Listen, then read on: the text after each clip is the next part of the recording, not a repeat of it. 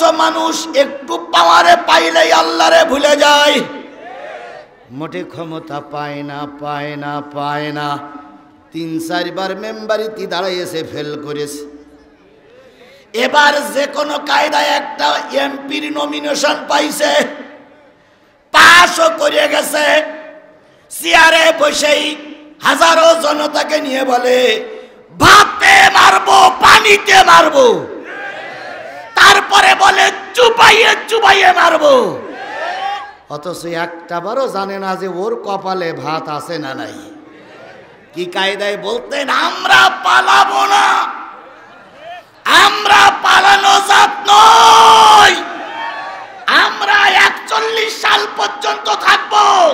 অথচ দুপুর বেলার বিরানি কপালে জুটিনি জুটিনি জুটিনি।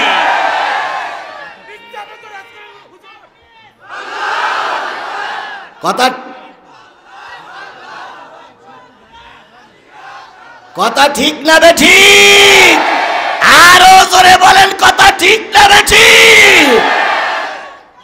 যে কায়দায় হোক এমপি হয়ে গেছে, তাই সে যে কায়দায় হোক, কোন কায়দায় যে হয়েছে আমার ব্যাখ্যা করা লাগবে না, সব আপনারা জানেন।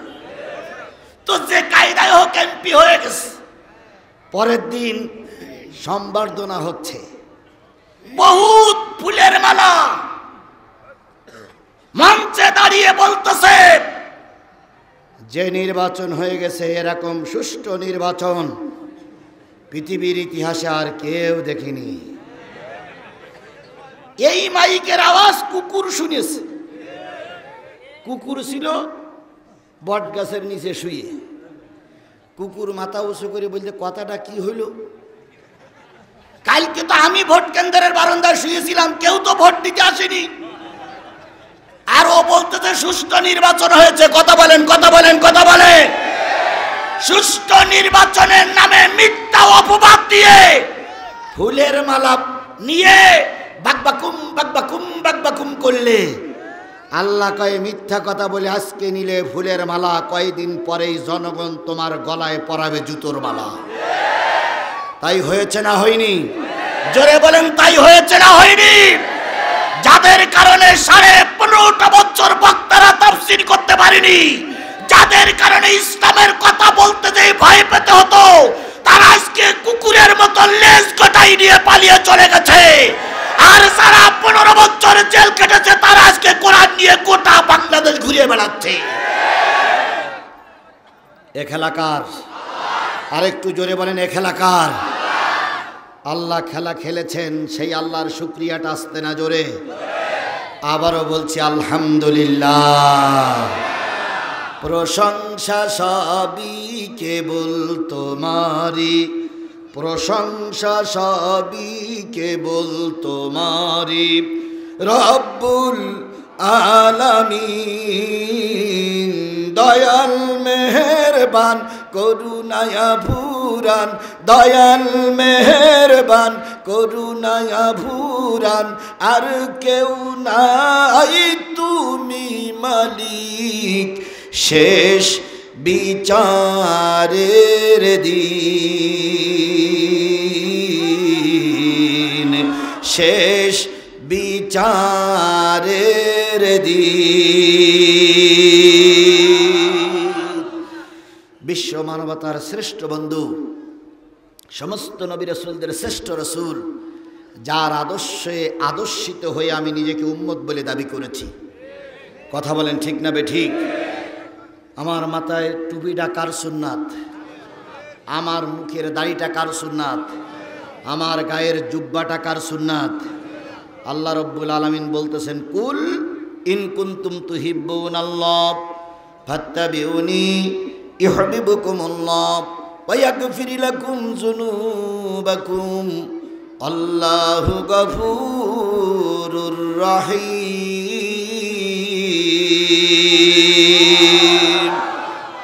হে নবী, আপনি বলে দিন, ইন কুনতুম তুহিব্বুনাল্লাহ, তোমরা যদি আল্লাহরে ভালোবাসতে চাও, ফাত্তাবিউনি, আমি নবী আমার ইত্তেবা করো, অনুসরণ করো। আমার অনুকরণ করলে ইয়াগফির লাকুম যুনুবাকুম, তোমাদের জীবনের সব গুনাহগুলো মাফ হয়ে যাবে। কথাটা সঠিক না বেঠিক? আল্লাহ বললেন নবীর অনুসরণ করো। দ্বিতীয় বিরত মুসলিম দেশের মুসলমানেরা, যেই দেশের 5.5 লক্ষ মসজিদের থেকে আজান শুনে মুয়াজ্জিনের ডাকে মুসলমানরা ঘুম ভাঙে, যেই দেশে প্রতিদিন হাজারো নয় লক্ষ কোরআনের মাহফিল হয়, যেই দেশে হাজার হাজার হাফিজি মাদ্রাসা, আলিয়া মাদ্রাসা, কওমি মাদ্রাসা আছে, সেই দেশের মুসলমানরা বুকে হাত দিয়ে বলুন তো, নবীর প্রতি আমাদের ভালোবাসা কম না বেশি? আর একটু জোরে বলেন, বেশি না কম? তবে সবার জন্য নয়। আল্লাহর নবীর বিরুদ্ধে কথা বলেছে, তারা রাষ্ট্রীয়ভাবে সম্মানিত হয়েছে। কথা বলেন ঠিক না বেঠিক? আর আগের রাষ্ট্রপ্রধান, আগের প্রধানমন্ত্রী আর দেশের স্থপতির বিরুদ্ধে কথা বললে 3 বছর জেল খাটা লেগেছে। নবীকে রঙ্গিলা রসুল বলে, নবীকে চরিত্রহীন বলে, নবীর বিরুদ্ধে বিষাদগার করলে তারা আরামে ঘুরে বেড়ায়, আর বঙ্গবন্ধুর নামে কথা বললে 3 বছর জেল খাটা লাগে। কথা কি বাড়াই বললাম? জোরে বলেন, বাড়াই বললাম? প্রধানমন্ত্রীর ছবি সব স্কুল কলেজ মাদ্রাসার মাথার পরে থাকে। যদি প্রধানমন্ত্রীর ছবি একটু ময়লা হয়ে যায়, অথবা প্রধানমন্ত্রীর ছবিকে যদি কেউ ছিঁড়ে ফেলে, তার বিরুদ্ধে রাষ্ট্রদ্রোহ মামলা হয়। অথচ আল্লাহর নবীর বিরুদ্ধে কত কথা হয়, একটা বারের জন্য তাদের গ্রেফতার করা হয় না। তাহলে নবীর পরে মহব্বত মুখে মুখে ছিল, অন্তরে অন্তরে ছিল না। সবার ভিতরে নয়, কিছু কিছু মানুষের হৃদয়ের ভিতরে নবীর মহব্বত মোটে ছিলই না। কথা বলেন ঠিক না বেঠিক? অথচ আল্লাহ বললেন নবীর ভালোবাসলে জীবনের সব গুনাহ কি হয়ে যাবে। এবার বলুন তো, কোন বক্তা কি বলেছে মরহুম প্রেসিডেন্ট মুজিবুর রহমানকে যদি কেউ ভালোবাসে তার গুনাহ মাফ? এমন কেউ কিছু বলেছে? জিয়াউর রহমানকে ভালোবাসলে গুনাহ মাফ, এরশাদকে ভালোবাসলে গুনাহ মাফ, আল্লামা সাইদিরি ভালোবাসলে গুনাহ মাফ, এমন কোন ওয়াজ কি আমরা কখনো করেছি? কিন্তু আল্লাহ বললেন নবীরে যদি ভালোবাসতে পারো, ইয়াগফির লাকুম যুনুবাকুম, তোমাদের জীবনের সব গুনাহগুলো আল্লাহ মাফ করে দেবে। তাহলে নবীর ভালোবাসা আমার দিলে বেশি থাকা দরকার আছে না নাই? আর একটু জোরে বলেন, থাকা বেশি দরকার আছে না নাই? সুতরাং আজকের এই মাহফিল থেকে স্পষ্ট করে বলতে চাই, প্রয়োজনে আবার ফাঁসির কাস্টে ঝুলব, প্রয়োজনে আবারও অগণিত বছরের জন্য জেল খাটবো, প্রয়োজনে আবার রাজপথে মিছিল করে রক্ত দেব, কিন্তু আল্লাহর নবীর শত্রুদের সঙ্গে আমরা কখনো আপোষ করব না।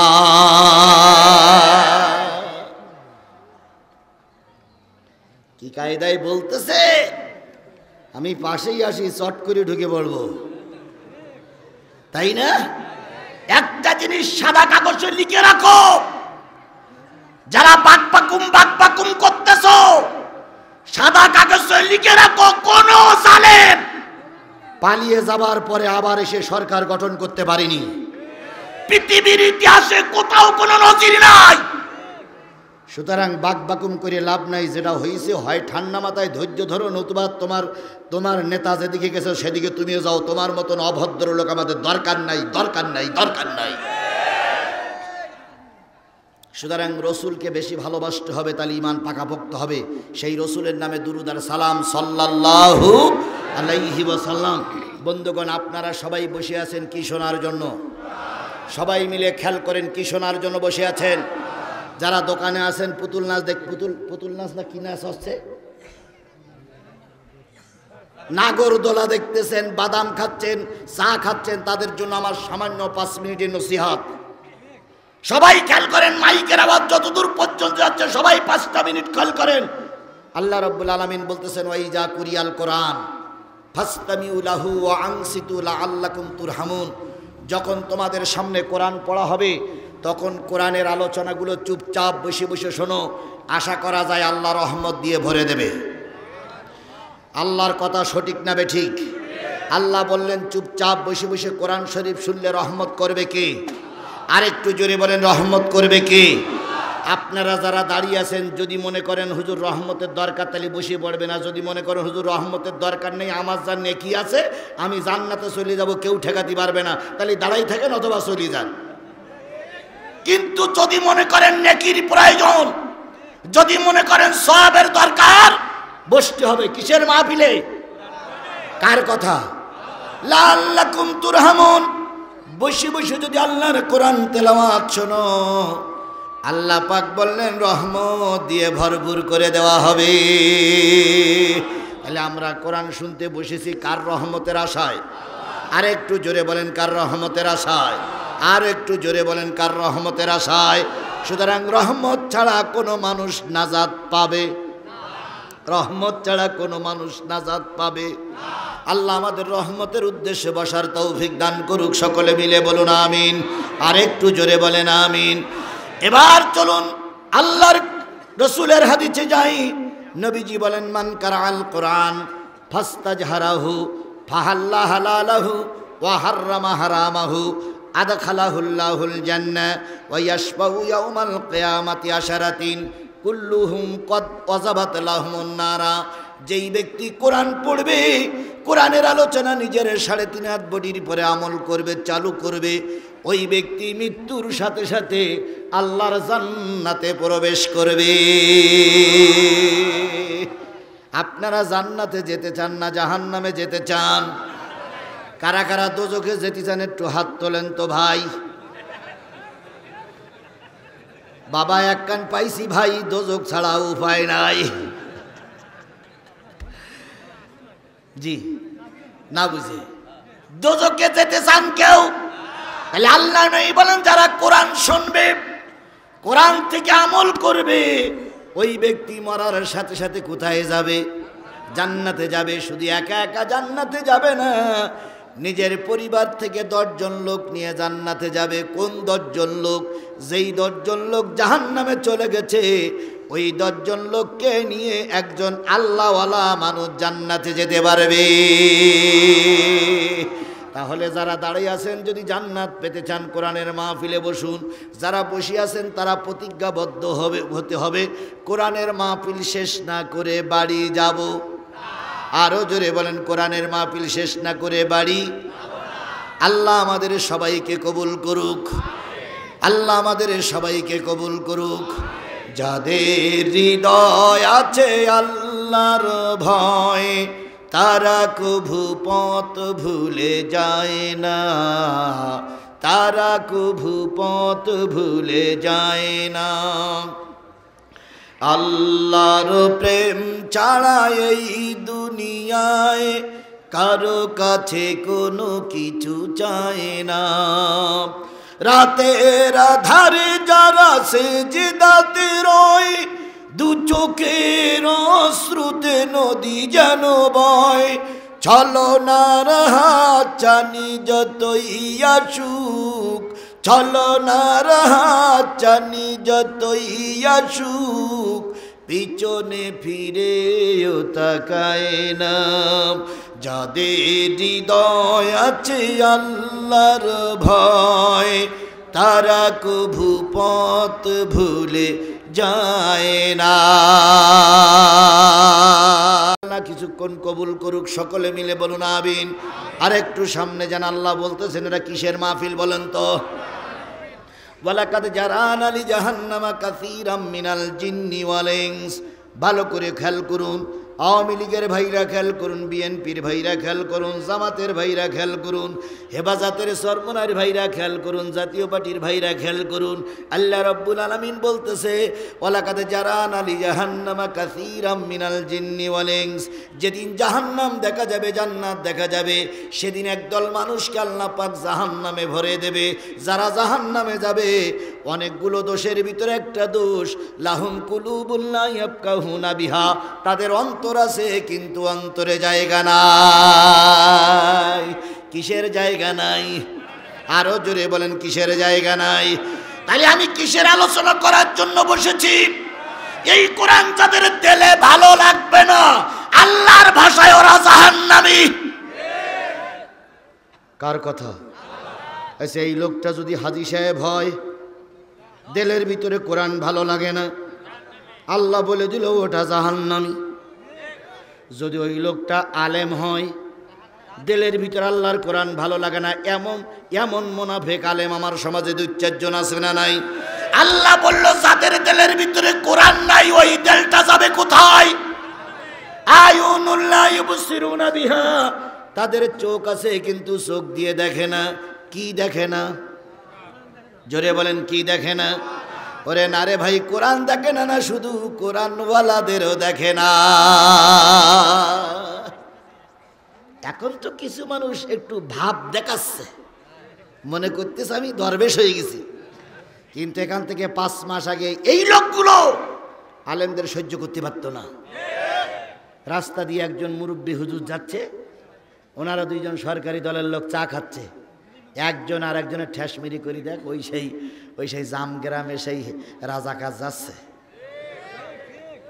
এরকম রাজাকার বলে গালিগালাজ দেওয়া লোক আমাদের সমাজে ছিল না? ছিল না?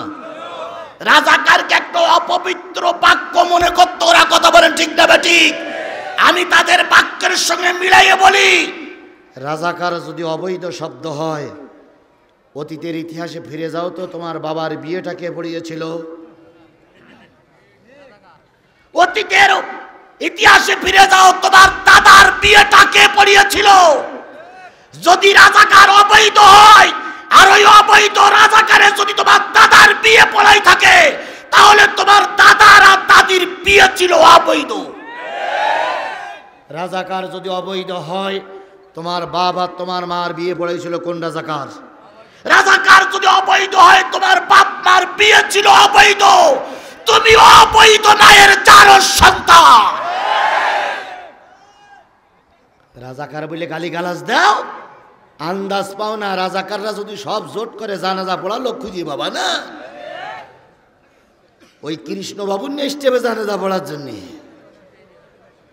রাজাকার রাজাকার রাজাকার মৌলবাদ মৌলবাদ মৌলবাদ বলে ফেনা তুলেছিলে। এখন তাকিয়ে দেখো, গোটা দেশ রাজাকারদের হাতে, গোটা দেশ মৌলবাদীদের হাতে, গোটা দেশ ইসলামপন্থীদের হাতে। এখন একটু মঞ্চে উঠে মাইক কেড়ি নাও দিনদুলা ভাই, এখন একটু বক্তার বলো তো যে কথা বলা যাবে না, দেখি তুমি কোন মায়ের দুধ খেয়েছো আর আমি কোন মায়ের দুধ খেয়েছি। যখন গোটা সিরাজগঞ্জ দখলে ছিল, তখন আজিজুল ইসলাম জিহাদি মঞ্চে দাঁড়িয়ে কথা বলেছে।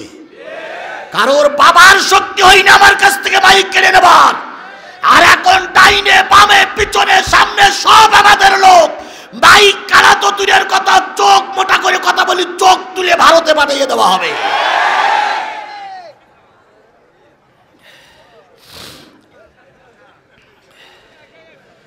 আজকে কি আপনারা আমার নতুন শুনতেছেন? এর আগে আমার বক্তব্য শোনেন নাই? তাহলে তখন বিপদ ছিল, বিপদের মুখে দাঁড়িয়েও কথা গোপন করিনি। আর এখন তো প্রশ্নই ওঠে না, প্রশ্নই ওঠে না, প্রশ্নই ওঠে না।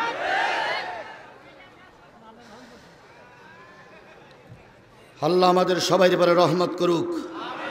আর একটু জোরে বলেন আমিন, আরো জোরে আমিন, আরো জোরে।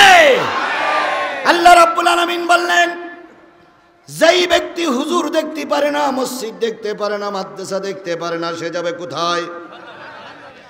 আযানুন লা ইয়াসমাউনা বিহা, আযান শুনলে যাদের সহ্য হয় না, আল্লাহ বললেন এরাও যাবে জাহান্নামে। আযান মানে কি? আহ্বান করা। কার আহ্বান করা? যে কোনো জায়গায় আল্লাহর আহ্বান করাকে কি বলা হয়? আমি আপনাদের কোরআন শরীফ থেকে একটা আয়াতের আযান দিয়েছি। সেই আয়াতটা হলো সূরা নেসার 58 নম্বর আয়াত। এই আয়াতটার আযান দিয়েছি। ওই আযান শোনার পরেও যদি কারোর ভালো না লাগে, আল্লাহর ভাষায় ও যাবে জাহান্নামে। উলাইকা কালানাম, আল্লাহ বললেন এরা চতুষ্পদ জন্তুর মতো। বালহুম আদাল, বরং এরা তার সেই তার নিকৃষ্ট। উলাইকা হুমুল গাফিলুন, এরা হলো কাফিল। তাহলে আল্লাহর ভাষায় যাদের দিলে কোরআন ভালো লাগবে না, যাদের চোখে কোরআন ভালো লাগবে না, যাদের কানে কোরআন ভালো লাগবে না, তারা যাবে কোথায়? আমি কোরআনের কয়টা আয়াত পড়েছি? এই একটা আয়াতের পরে ভিত্তি করে শেষ মোনাজাত পর্যন্ত কথা হবে। আমার এই শেষ না হওয়া পর্যন্ত, ওয়াকির দাওয়ানা আনিল হামদুলিল্লাহ না বলা পর্যন্ত কোরআনের মাহফিলে থাকতে হবে। কারা কারা রাজি আছেন দুই হাত উঁচু করে দেখান। আরে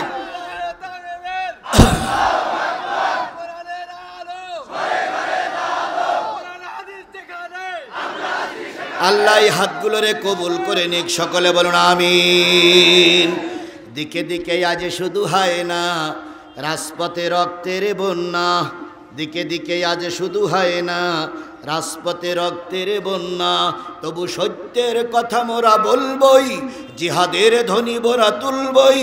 মুমিন তো কোনো ভয় পায় না, মুমিন তো ঘরে বসে রয় না। আলেয়ার মতো আলো লোভ লালসা মোহ, মুমিনের কাছে সব তুচ্ছ। আলেয়ার মতো আলো লোভ লালসা মোহ, মুমিনের কাছে সব তুচ্ছ।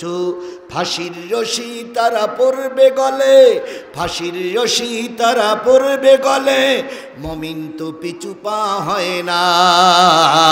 দিকে দিকে আজ শুধু হয় না রাজপথে রক্তের বন্যা, তবুও সত্যের কথা মোরা বলবই, জিহাদের ধ্বনি মোরা তুলবই। মুমিন তো কোনো ভয় পায় না, মুমিন তো ঘরে বসে রয় না। তাহলে আপনারা শপথ করেছেন কি শুনবেন?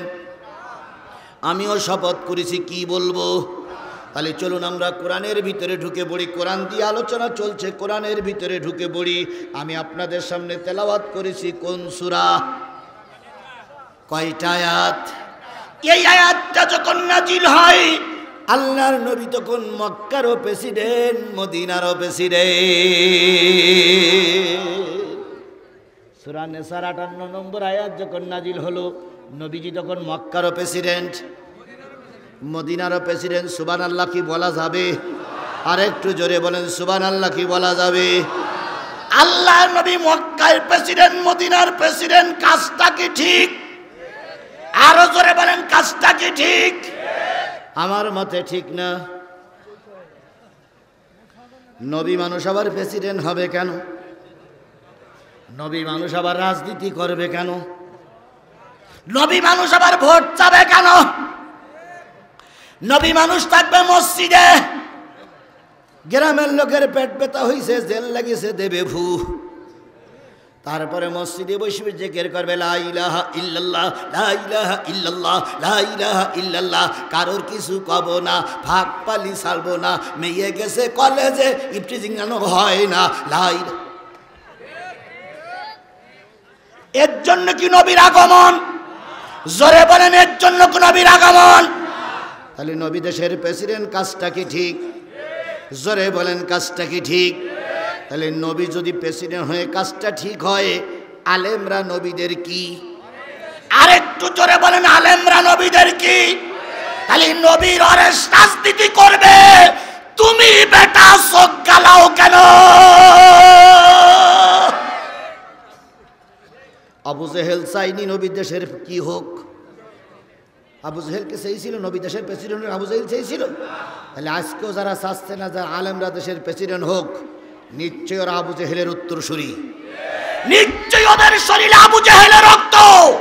এই জন্য সালে বলে কলে কৌশলে আলেমদেরকে রাজনীতি থেকে পৃথক রাখার জন্য চেষ্টা করছে। তবে আমরা নোংরা রাজনীতি পছন্দ করি না, কথা বলেন ঠিক না বে ঠিক? আরেকটু জোরে বলেন ঠিক না বে ঠিক? সুতরাং আল্লাহর নবী দেশের প্রেসিডেন্ট হোক, এটাকে আপনারা চান? তাই যদি চান সাদা কাগজে লিখে রাখেন, আমি গোটা দেশে সফর করে বেড়াচ্ছি। আজকে রাতেই নোয়াখালী, কুমিল্লা, কক্সবাজার, চট্টগ্রামের উদ্দেশ্যে কয়েকদিনের জন্য সফরে আমি এই দিক থেকে চলে যাবার নিয়ত। বলার উদ্দেশ্য হলো গোটা দেশে সফর করে আমার আইডিয়া এসেছে, যদি এই অবস্থা বিরাজমান থাকে, কোনো রামপন্থী বামপন্থী দলের দরকার নাই, শুধুমাত্র টুপিওয়ালারা যদি একজোট থাকে, আগামী গণভবন হবে কোরআনের গণভবন, আগামী জাতীয় সংসদ হবে কোরআনের সংসদ, আগামী দেশ হবে কোরআনের দেশ। এটা কেউ না বুঝলি আমার দাদা ভারতেই বুঝতে পেরেছে। এই জন্য ভারত বিভিন্ন কায়দায় জঙ্গি সংগঠন তৈরি করে ইসকনের দিয়ে দেশে অশান্তি বাঁধাচ্ছে। ভারত শুনে রেখে দাও, যতই তুমি অশান্তি বাঁধাও না কেন, কোরআনের দেশ হবে, ঠেকাইতে পারবা না।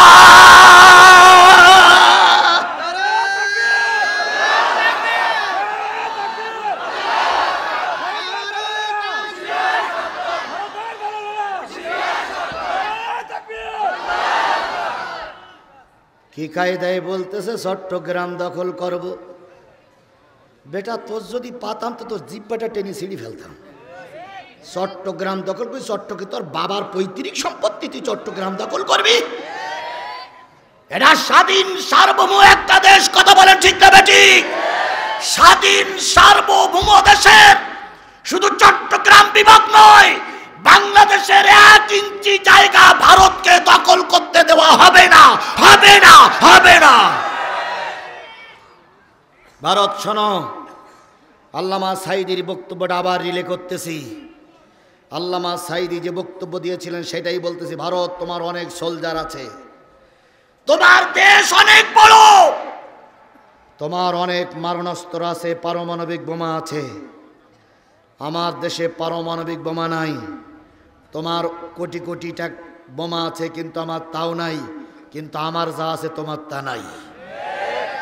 আমার 18 কোটি মানুষের দেল ভরা, বুক ভরা আছে ঈমান। তোমার সৈন্যরা মরলে যাবে জাহান্নামে, আর আমার একজন কৃষক মাঠে কাজ করতে করতে লাঠি নিয়ে ময়দানে নামবে। ভারতের গুলিতে মারা গেলে আমার ওই কৃষক যাবে আল্লাহর জান্নাতে, আল্লাহর জান্নাতে, আল্লাহর জান্নাতে। আমার কিছু নাই, কিন্তু ইটির ভাটায় ইট আছে। আমার কিছু নাই, কিন্তু প্রতিটা গ্রামে গঞ্জে বাঁধঝাড় আছে। বাঁশের লাঠি কাটবো, 3.5 হাত লাঠি নিয়ে, ইটির খ নিয়ে, নারাই তাকবীর স্লোগান দিয়ে রাস্তায় নামবো। ওপাশে আছে পাকিস্তান, এদিকে আছে আফগানিস্তান, ভারতের ভিতরে আছে কাশ্মীর, আর আমরা আছি 18 কোটি মুসলমান। সব যদি একবার নারাই তাকবীর দিয়ে ধ্বনি দিয়ে রাস্তায় নামে, আল্লাহর কসম, রাসূলের ভবিষ্যৎবাণী, ভারতের সঙ্গে যুদ্ধ হবে। সেই যুদ্ধ মুসলমানরা বিজয় অর্জন করবে, মুসলমানরা বিজয় অর্জন করবে, মুসলমানরা বিজয় অর্জন। আমরা সেই যুদ্ধের জন্য প্রস্তুত আছি না নাই? জোরে বলেন আছি না নাই? ডক্টর মোহাম্মদ ইউনূসকে স্যালুট জানাই, ডক্টর মোহাম্মদ ইউনূসকে স্যালুট জানাই। নির্বাচিত সরকার যা করতে পারেনি আপনি তাই করে যাচ্ছেন। ডক্টর মোহাম্মদ ইউনূস 2 দিন আগে বলেছে যে আগে শুনতাম স্বরাষ্ট্রমন্ত্রীর কাছে এসপি সাহেব ফোন দিয়ে বলতো, স্যার এদের জব্দ করব কি করে, একজন মরলে 4 জন দাঁড়ায়, একজন মরলে। আর ডক্টর মোহাম্মদ ইউনূস বলতেছে, ভারত শোনো, তখন একজন মরলে 4 জন দাঁড়িয়েছে, আর এখন গোটা বাংলাদেশের শুধু আওয়ামী লীগ ছাড়া সব দল এক। এখন আর একজন মরলে 4 জন দাঁড়াবে না, এখন একজন মারা গেলে 40 জন দাঁড়াবে। তোমার কাছে আমরা মাথা নত করতে রাজি না, রাজি না, রাজি না।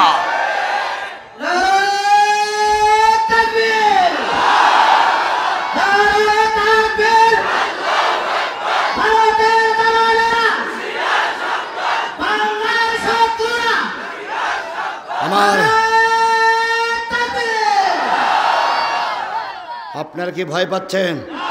ভয় পাচ্ছেন? কাপুরুষ হলে চলবে না। আল্লামা সাঈদী বলেছিলেন,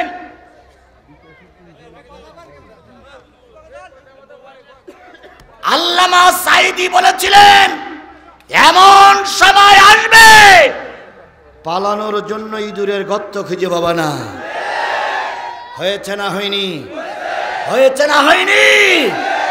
যেদিন বাবরি মসজিদকে ওরা ভেঙে দেয়, বাবরি মসজিদের ইটগুলো যখন খসে খসে পড়তেছিল, আল্লামা সাঈদী বলেছিলেন, তোমরা বাবরি মসজিদ ভাঙনি, গোটা বিশ্বের 200 কোটি মুসলমানের হৃদয়ে তোমরা হাতুড়ি মেরেছ। আমাদের গোটা বিশ্বের 200 কোটি মুসলমানের রক্তক্ষরণ হয়েছে। আমি আল্লামা সাঈদী দোয়া করছি, তুমি বাবরি মসজিদকে ভেঙে টুকরা টুকরা করেছ, আজও কালো ভারত তোমাকে আল্লাহ ভেঙে টুকরা টুকরা টুকরা করে ছাড়বে।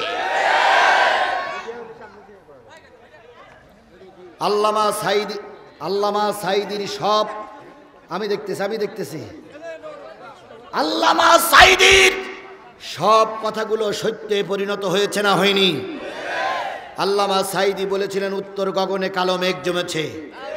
কিসের পূর্বাভাস লক্ষ্য করছি? ঝড়ের পূর্বাভাস লক্ষ্য করছি। যদি শক্তভাবে মজবুতভাবে যদি মোকাবেলা করতে না পারো, এমন অমাবস্যার রাত আসবে যার সবে সাদেক। সে কথাটা কি সত্য হয়েছে না হয়নি? আল্লামা সাঈদী বলেছিলেন, আমাদেরকে মৌলবাদ বলে গালিগালাজ করো না। আমরা 12 কোটি আছে মূল অর্থাৎ গোড়ায় বসে, আর তোমরা কিছু আগাবাদী আছো গাছের মাথায়। বেশি বাকবাকুম করবা না, গাছের গোড়া ধরে টান দেবো 12 কোটি।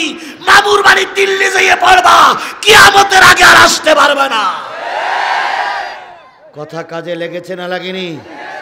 জোরে বলেন, কথা কাজে লেগেছে না লাগেনি? আল্লামা সাঈদীর এটাও ভবিষ্যৎ, ভারত একদিন টুকরা টুকরা হবা। ইনশাল্লাহ আমরা সেই দিনটা দেখার অপেক্ষায় আছি। আল্লাহ আমাদের দেখার তৌফিক দান করুক, সকলে মিলে বলুন আমিন।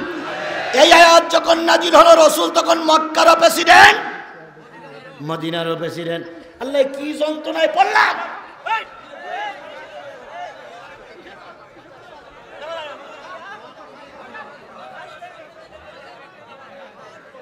যদি কারো ভালো না লাগে চলে যান।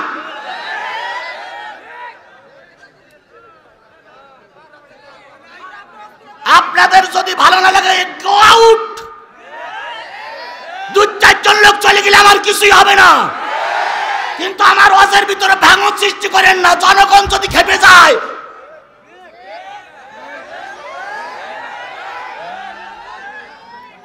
আল্লাহ আমাদের ধৈর্যের সঙ্গে মোকাবেলা করার তৌফিক দান করুক। আরেকটু জোরে বলেন আমিন। যুগে যুগে মার খেয়েছে মৌলবীরা মৌলবীদের কারণে, যুগে যুগে আলেম ওলামারা মার খেয়েছে টুপিওয়ালাদের কারণে। যুগে যুগে ইসলাম কায়েম হয়নি একদল টুপিওয়ালাদের জন্য, টুপিওয়ালাদের জন্য, টুপিওয়ালাদের জন্য। সে টুপিওয়ালারা কি গায়েব হয়ে গেছে? এখনো আছে।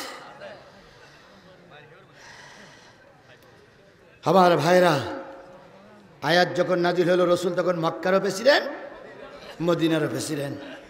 রসুল কালেমার দাওয়াত পাওয়ার পরে, কালেমার দাওয়াত হুকুম দেওয়ার পরে মক্কায় ছিলেন কয় বছর? ভুলে গেছেন? 13 বছর। মদিনায় ছিলেন কয় বছর? 10 বছর। এই 13 বছর মক্কায় থাকা অবস্থায় প্রতি সোমবার আর প্রতি শুক্রবারের দিন কাবা ঘরের দরজা খুলে দেওয়া হতো। নেতারা সব কাবার ভিতরে ঢুকত, কারোর পরনে কাপড় থাকতো না। ওই কাবা ঘরের ভিতরে মূর্তি ছিল কত? 360টা মূর্তি। 360টা মূর্তির ভিতরে ইব্রাহিম আলাইহিস সালামের মূর্তি ছিল, ইসমাইল আলাইহিস সালামের মূর্তি ছিল, হযরত ইয়াকুব আলাইহিস সালামের মূর্তি ছিল, হযরত ইউসুফ আলাইহিস সালামের মূর্তি ছিল। ওই কাবা ঘরের ভিতরে মেরির মূর্তি ছিল, মরিয়মের মূর্তি ছিল, লাত উজ্জার মূর্তি ছিল। ভিতরে আর বাইরে মিলে কতগুলো ছোট বড় মূর্তি ছিল? 360টা মূর্তি ছিল। সপ্তাহে কয়দিন? সোমবার আর শুক্রবারের রাত দিনে নেতারা সব মক্কা কাবা ঘরের ভিতরে ঢুকতো। ঢোকার সময় কাপড়গুলো সব বাইরে রেখে যেত। লোকে জিজ্ঞেস করলো, কত কাবায় ঢুকতে চাও? তা কাবা কাপড় খোলো কেন? নেতারা মিসকে হাসি দিয়ে বলতো, মায়ের পেটের থেকে যখন এসেছিলাম তখন কাপড় পরা ছিল না, এখন কাবায় যাব কোনো কাপড় পরা লাগবে না। কাপড় খুলিয়ে এখনো কিছু লোক জেকের করে, আছে না? প্রতি সোমবার আমি আয়াতটার প্রেক্ষাপট শানে নজুল বলতেছি। প্রতি সোমবার আল্লাহর নবীর দেখলো প্রতি সোমবার প্রতি শুক্রবার নেতারা কাবার ভিতরে ঢোকে। একদিন সকালবেলা সবার আগে আল্লাহর নবীর মনটা চাইলো আমি একটু কাবার ভিতরে ঢুকবো, কাবার ভিতরে ওরা যে কি করে আমি একটু দেখবো। আল্লাহর নবী বলেছেন যদি কোনো ব্যক্তি কাবার ভিতরে ঢুকে 2 রাকাত নামাজ পড়তে পারে, তার যদি এলমে মারফত চালু থাকে, কাবার ভিতরে ঢুকে 2 রাকাত নামাজ পড়ে আরশের দিকে তাকাইলে আরশে আজিম দেখা যায়। কাবা পৃথিবীর কোন জায়গায়? মাঝখানে। কাবা পৃথিবীর কোন জায়গায়? মাঝখানে। আল্লাহ নবী চাইলেন ওরা ঢুকে কি করে আমি একটু ঢুকবো। কোন এক সোমবারের দিন আল্লাহর নবী সবার আগে কাবার চত্বরে চলে গেছেন। ভালো করে খেয়াল করো মুসলমান, কাবার চত্বরে যেয়ে অপেক্ষায় আছে কখন কাবার তালা খোলা হবে। কাবায় বড় তালা মারা, কখন কাবার তালা খোলা হবে। হঠাৎ করে কাবায় যিনি তালা মেরে তালা চাবি নিয়ে বাড়ি গেছিলেন তিনি আসলেন, বাইরে ঝাড়ু দিয়ে পরিষ্কার করলেন। মনে করেন মসজিদের মুয়াজ্জিন, মসজিদের মুয়াজ্জিন এসেছে কি সবার আগে না সবার পরে? সবার আগে এসে ঝাড়ু দিচ্ছে। আল্লাহর নবী পিছন দিক থেকে যে বললেন চাবিওয়ালা ভাই তালাটা কি খুলবা? কয় হ্যাঁ। তালা খোলা হলো। তালা খোলার পর আল্লাহর নবী বিনয়ের সঙ্গে নরমভাবে যে বললেন ভাই এখনো তো নেতারা কেউ কাবার চত্বরে আসেনি, আমাকে একটু কাবার ভিতরে ঢোকার অনুমতি দাও। আমার মনটা চাচ্ছে একটু কাবার ভিতরে ঢেকে কাবায় কি আছে একটু দেখব। কাবার যিনি চাবিওয়ালা তার নাম ছিল ওসমান ইবনে তালাহা। তিনি ডাক দিয়ে বলতেছে নাম কি? তুমি তো কাবার ভিতরে ঢোকবা, নাম কি? মোহাম্মদ ইবনে আব্দুল্লাহ। রাজনৈতিক পরিচয় বলো? রাজনৈতিক পরিচয় আমার কিচ্ছু নেই, আমি শেষ জামানার শেষ নবী। বলেন তো এর চাইতে বড় পরিচয় আর কিছু আছে? এর চাইতে বড় পরিচয় পৃথিবীর মানুষের কাছে আর কিচ্ছু আছে? আল্লাহ রসুল যে শেষ নবী সার্টিফিকেট কে দিয়েছে? মা কানা মুহাম্মাদুন আবা আহাদিম মির রিজালিকুম ওয়ালাকির রাসূলুল্লাহি ওয়া খাতামান নবীন। আমি শেষ নবী। ওসমান ইবনে তালহা বললেন তুমি কি আবু জাহেলের দলের লোক? না। আবু লাহাবের দলের লোক? না। তাহলে তো কাবায় ঢোকা যাবে না, কারণ তুমি অপবিত্র। এখানে পবিত্র লোক ছাড়া কাবায় ঢুকতে পারবে না। নবীকে বলতেছে ওরা অপবিত্র, আর আবু জেহেল ন্যাংটা হয়ে ঢুকবে ওই হইল কি? পবিত্র। আর নবীকে বলতেছে অপবিত্র। আল্লামা সাঈদী 50টা বছর কোরআনের দাওয়াত দিলেন, তাকে বানানো হলো রাজাকার। আর মমতাজের মতন একজন গায়িকা, একজন অপবিত্র নারী, দেহ ব্যবসায় নারীকে বানানো হলো জাতীয় সংসদের সদস্য। কথা বলেন, কথা বলেন, কথা বলেন। মামুনুল হকের মতন একজন আলেমকে জেলখানায় ভরে রাখা হলো। আর দিনের ভোট রাতে করে চোর ডাকাতিরা জাতীয় সংসদে যেয়ে বাকবাকুম করে, আর আলেমেরা জেল খেটে মরে। এটা আবু জেহেলের চরিত্র এখনো সমাজে চালু আছে। কারে অপবিত্র বলো, কারে রাজাকার বলো। বাংলাদেশে যত বক্তাই হোক আল্লামা সাঈদীর কোনো বিকল্প বক্তা এখনো